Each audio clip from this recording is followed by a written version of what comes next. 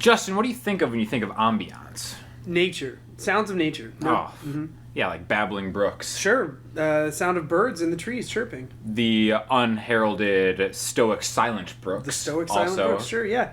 And the sounds of your business partner, with whom you are the sole benefactor of all assets, being mauled by a bear. Or an accomplice in a bear suit. But also, in the musical world, there's an ambience. Sure. Or an ambience, if you're not classy. Sure. That I think just deserves to be mentioned. I agree. So, Justin, how are you going to help us with this? So, we're going to add, Sean wrote a really cool track in Dadgad. Mm-hmm. For the Emerald Riders. For the Emerald Riders. The Celtic band that exists in all our hearts. That's right. You're not realizing. And Pasha played violin. Oh.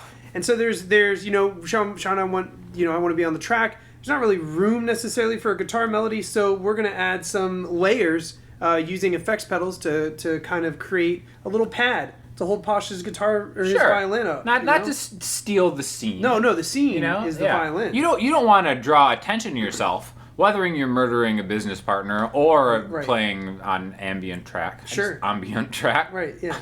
Ambient. Yeah. Yeah. Anyway, so you can hear what it sounds like, and then Justin is going to walk us through in painstaking detail, so you can do the exact same thing, or just kind of take cues and then do your own thing. Yeah, we're going to talk about it. Let's check it out. Yeah.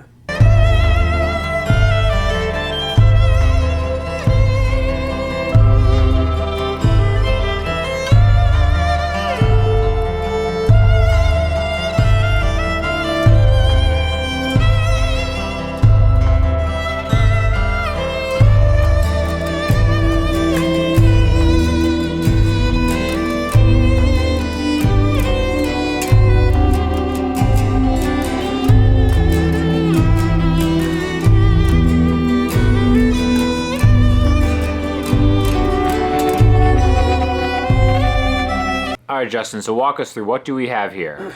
So first, in the effects chain is the Home Noise Effects Black Lodge, which is dusty. I apologize. This is a reverb pedal, right? It's a reverb pedal, but it's really unique because the reverb decay is only affects the repeats of the delay, right? So if I play, there's no reverb on my dry signal ever. It's only on the repeats from the delay section of the pedal. Okay, so it's reverb and a delay. Yeah. All right.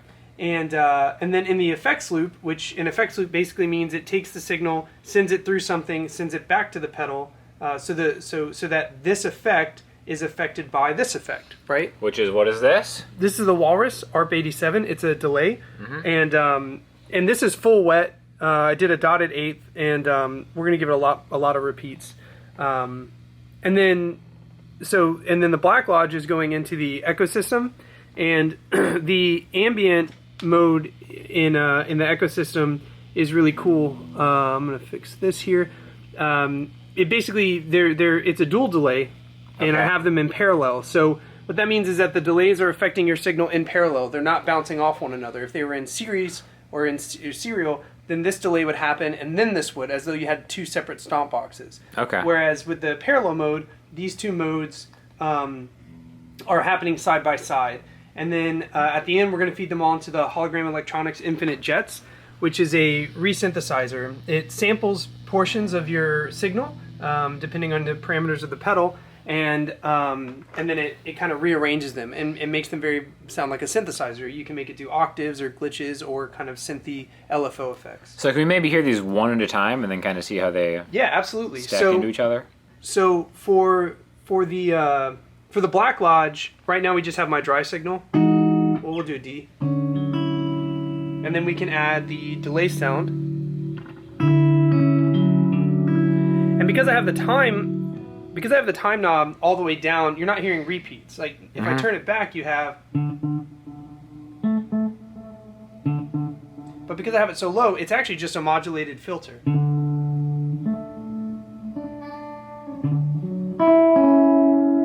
Right? And then we're going to add the reverb to it. And then we have so nice kind of pad reverb sound to it. Sure, it's getting spacey. Yep. And then we're going to add these repeats, and I'm going to make them kind of fast. Okay, so you just set the tempo using the tap tempo, which isn't the tempo of our song, but that's okay. It's supposed to be kind of arrhythmic, and it's the dotted eighth, so so it'll kind of be a little bit dancey. You know, it won't be so on the beat. So if we activate that, again, that's the effects loop. So the reverb and delay signal from here is being affected by this. And now... So it gives us this really interesting bloom, right? Mm-hmm. And so the idea would be that for something like this, we would turn our volume knob down and maybe...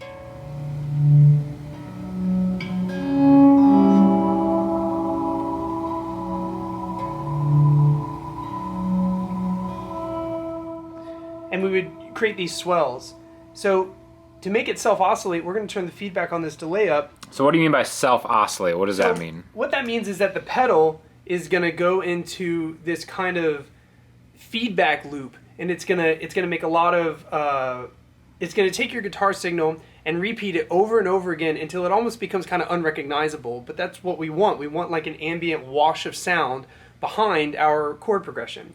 So by turning the feedback knob up and by turning my dry all the way down, you're not actually going to hear my guitar at all. You're just going to hear the repeats of the delay section from this pedal into the reverb section of this pedal, and of the same pedal. Mm-hmm. And then, like I said, the effect itself is got its own little effects loop. It's almost like this is an instrument and this pedal is on its own little pedal board for this sound. Okay. So, do you hear this? So I haven't played anything, and the pedal's already starting to oscillate, but all by itself. So I'm going to turn the feedback knob down just a little bit to die that down. And then we're going to do the same thing. Turn the volume knob all the way down.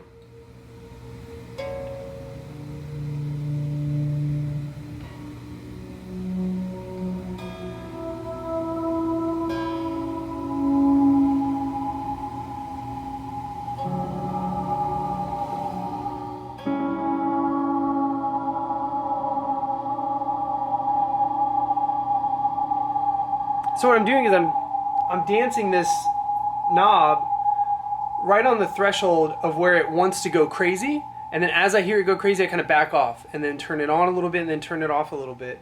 So ideally what we might do is we might have a looper before this whole thing, and I might do something, you know, something weird into the looper pedal, and then this kind of uses as a control surface almost for the edge of chaos.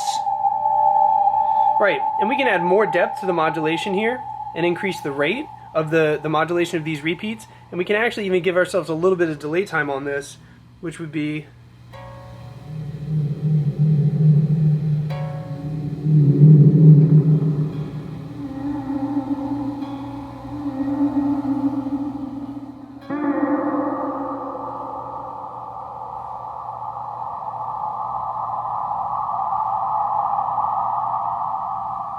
so the idea is just to create some noise. But it still has a musicality to it because Sure. It's still, you know, in the key of what we're doing. Exactly. And so the whole point of the ecosystem is just to give us some really beautiful blooms. And what this pedal sounds like all by itself is, you know, my dry signal is just... And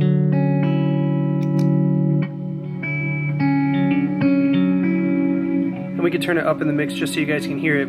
When I use the effect, I'll keep it low in the mix, but...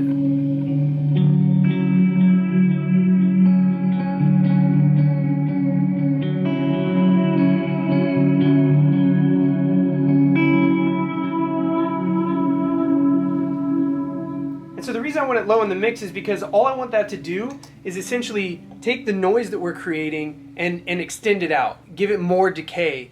If I add more decay using this, then it'll get a little out of control, and it also won't help me get the sound that I'm looking for. So I want to take the sound that I want, these kind of noisy sounds, and I want to add more decay. I want them to last longer. So when I say decay, think about, like, you know, with reverb, when you play a note, how long before that note completely dissipates, the trails of that reverb. So even though this isn't a reverb pedal, I'm using these two modes in parallel to make it function as a reverb pedal. So it's going to kind of take these sounds, hold them together in a space, and make them last a little bit longer. And then lastly, did you... Yeah, and real quick, it's like, you don't need these exact pedals. These are all great pedals, for sure. Yeah. But really, we have a reverb delay pedal with an effects loop that you can put another delay in. Yep. Specifically, a delay with modulation is probably That's right. one that you would want. Sure. Right? Yeah, absolutely. And then into another stacked type delay. And then the last piece. Right. And honestly, you could do something very similar to what we're doing with like some inexpensive pedals. If you had Electro Harmonix Memory Man, right? It's a delay pedal with an effects loop. You could put another delay in the effects loop, and then you could just run it into a reverb pedal, and you could probably get a very similar thing. You know, I just happen to have these pedals because I have too much free time on my hands, and this is what I do. The last pedal is the Infinite Jets resynthesizer, and so I'm going to turn the dry up all the way, and I'm going to turn this on, and essentially what it does is it has two LFOs, and right now we have them set to poly mode, which means that these two LFOs, these oscillators, can overwrite one another. They can play at the same time. There's mono mode where only one happens at the same time. And basically, if you don't know what an LFO is, a low frequency oscillator, right. which a lot of people get confused for like the low sound, like the bass of like a thing, which has nothing to do with it. I think because I used to be confused by that. Yeah, me too. So a low frequency is just kind of like a pulsing thing that manipulates your sound. Yeah, absolutely. And so you're going to hear that this pedal, what I'm going to show you, might not even necessarily sound musical by itself, but as a filter in the final stage of the sound we're trying to create, it's pretty interesting. So again, like our dry signal, I'm going to turn this down here. So now what we have is...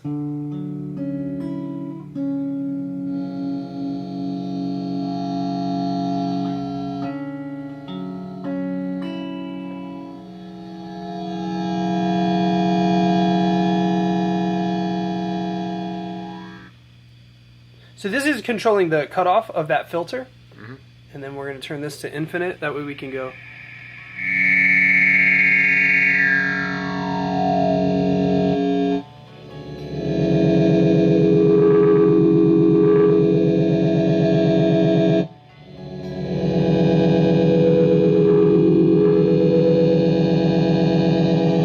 And what's really cool is that you can. So I'm adjusting this knob to adjust the filter.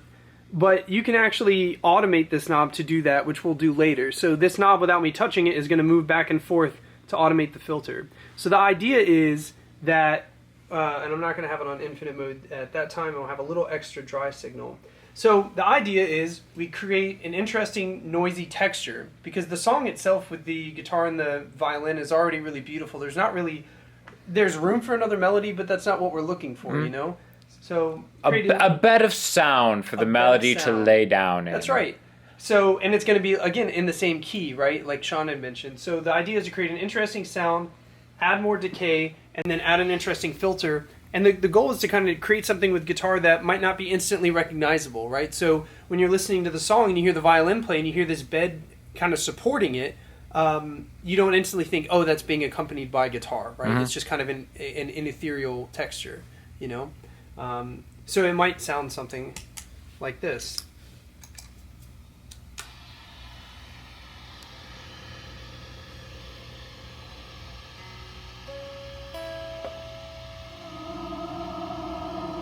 Turn down the depth on that. I forgot we did that little experiment.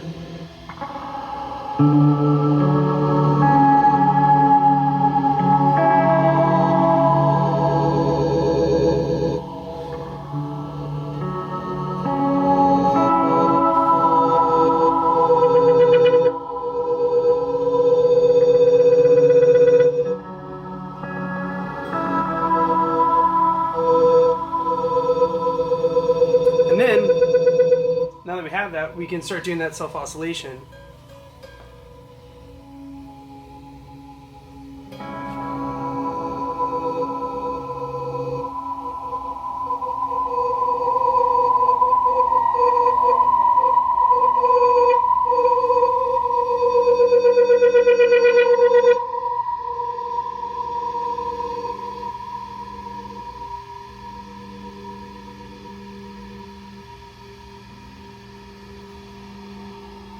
There it is.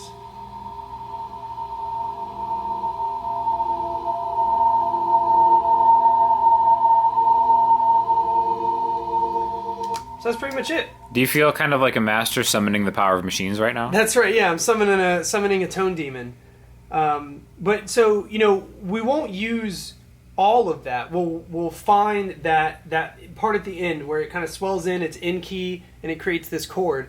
And we'll probably do this for every chord in the progression, record them, cut that audio, and maybe add some fades and kind of stitch that together. You know? Right, so you don't get kind of like the unpredictable bursts of it. Yeah, because that's not necessarily musical in this context. It can be musical in other contexts. So that's the goal. We're just gonna fiddle with some pedals, twist some knobs, and then stitch together that audio to create almost like a synth. Let's do it.